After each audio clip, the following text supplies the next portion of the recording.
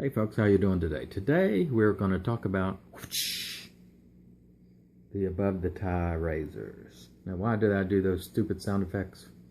Because Jammin' G.I. James does. Or the shirtless Zen Master. Shirtless Zen Master. SZM, as Khan from Shave the Man has dubbed him, and that's a great name. And he does great sound effects, the shirtless Zen Master. So I had to try it myself. Of course mine are stupid. Oh well, it happens. Before I get to talking about these wonderful razors, I want to say, if you haven't seen Anthony Esposito and Ray Pope, the Stallion and the Poor Man's Tony Soprano's videos, you got to go watch their Lather Wars videos. I will link their channels below. Trust me. It's fun. It's frivolous. It's flip. It's great. You need to see it. It's just wonderful stuff. It's everything that's right about this community. Just guys having fun, not being nasty. Great stuff. All right. Let's talk about these razors. Now, first, let me give you a little bit of my background. I had my first ATT razor maybe about a year ago, and it was love at first sight. It is a beautiful razor. It's all stainless. It's robust. It's everything you want a razor to be, almost on every level, until I shaved with it. And then I said, man, this thing is aggressive, and I couldn't get it dialed in, and I eventually sold it. Got my money out of it, but, you know, still, I hated to lose such a great razor. Later, I saw one again on BST, and I said, you know, it was a great price. I said, I'm going to give it another shot. This time I stuck with it, and over time I dialed it in, and it really became a go-to razor for me, and it's now one of my favorites. So the moral of the story is, give your equipment a thorough evaluation. I've said this before. I've made the mistake many times of giving up too quickly. Don't do it, especially when you're paying $185 for a razor, which is the price on these guys, by the way. About $185. Now, why is it so expensive? Well, the quality is almost unparalleled, if not unparalleled. I mean, just tremendous craftsmanship, robust, built like a tank. I mean, just great all the way around. Now, let's talk about the different levels of aggressiveness or efficiency, if you want to call it that, that ATT puts out. They have an M plate, which is supposed to be mild. I don't consider it to be mild. It's more approaching medium for me, or at the far end of mild, but it's the least aggressive. They have an R plate, which is sort of in the mid-range or a little above the mid-range, and then they have an H, which is super aggressive, and I don't need that plate.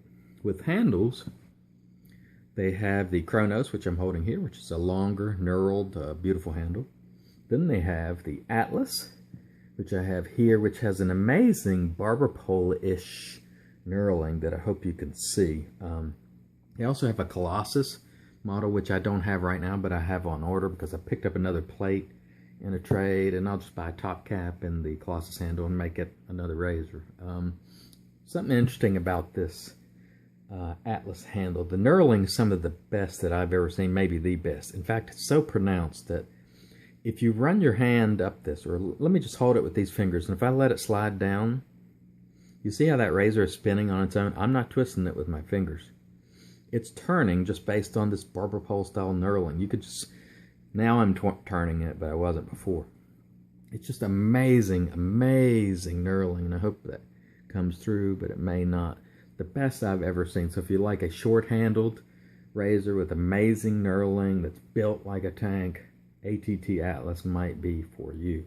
Now, I'll say again, these guys are not mild razors, and they're not lightweight. They're heavy, they're well built, and just really a premium razor when you think about premium in cost and premium in quality. One of the things the ATT does differently than anybody else that I'm aware of is, if you order a razor like this Atlas, for example, and let's say this R plate wasn't for me, too aggressive, I can send that back to ATT and they'll send me an H or an M or whatever I asked for. It says within 30 days, but I know many people have asked far beyond 30 days. As long as it's in good shape, Stan at Above the Tie will work with you to get you satisfied. And that's just a wonderful bit of customer service there, if you ask me. I have personally taken advantage of that. I've tried different plates to find what's right for me. You just send it to them, and they send one back, and it's just great, and it's unheard of, at least for me. He is a guy that truly stands behind his products, and I can see why, because these are truly beautiful. Excuse me. The only downside to these razors, they're costly, but sometimes when you buy a quality product, it's going to cost. So inevitably, the question comes, are they worth $185? Well, for me, ultimately they are. At first I didn't think so, but after further evaluation, I say yes, they are. For you, they may not be. Is the craftsmanship up to that standard? Yes, absolutely. But will it be worth it for you? I don't know. Maybe you want a Weber. Maybe you want an Edwin Jagger. I mean, that's subjective, and I can't tell you what razor to use, nor if these are worth $185. What I can tell you is they are built well, they're quality products, and if you give them time, they very well may work for you as they are now for me. So that's my quick little spiel on ATT. I hope you enjoyed it, and as always, have a great day and have a great shave.